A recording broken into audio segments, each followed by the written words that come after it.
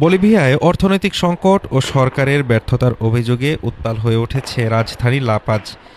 President Rodrigo পাজের পদত্যাগের দাবিতে বৃহস্পতিবার রাজপথে নামেন হাজার হাজার খনি শ্রমিক। শান্তিপূর্ণ এক মিছিল এক পর্যায়ে রণক্ষেত্রে রূপ নেয়। পুলিশের টিয়ার গ্যাসের বিপরীতে বিক্ষোভকারীরা ব্যবহার করেন শক্তিশালী বিস্ফোরক। লা পাজের রাজপথ এখন প্রতিবাদী স্লোগানে মুখর।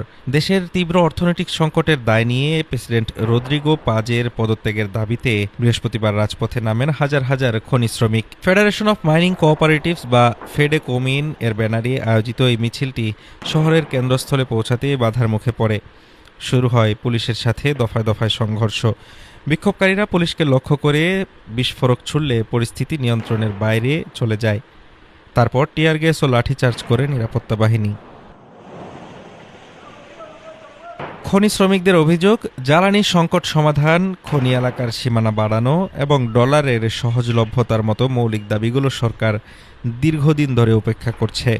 বারবার আলোচনার প্রস্তাব দিলেও কর্ণপাত করেনি প্রশাসন। তবে কেবল খনি শ্রমিক নয়, গত কয়েক সপ্তাহ ধরেই বেতন বৃদ্ধি ও বিরাষ্ট্রীকরণ বিরোধী বিক্ষোভে উত্তাল বলিভিয়া। শিক্ষক, কৃষক ও সাধারণ পরিবহন শ্রমিকরাও যোগ দিয়েছেন এই আন্দোলনে। রাজপথে হাজারো মানুষের দাবি সত্ত্বেও নতি স্বীকার করতে নারাজ সরকার।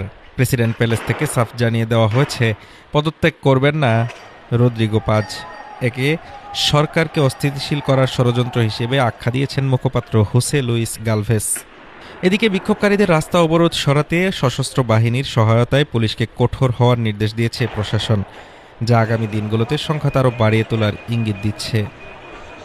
হাফিজুর রহমান তুষার, ঢাকা টুডে।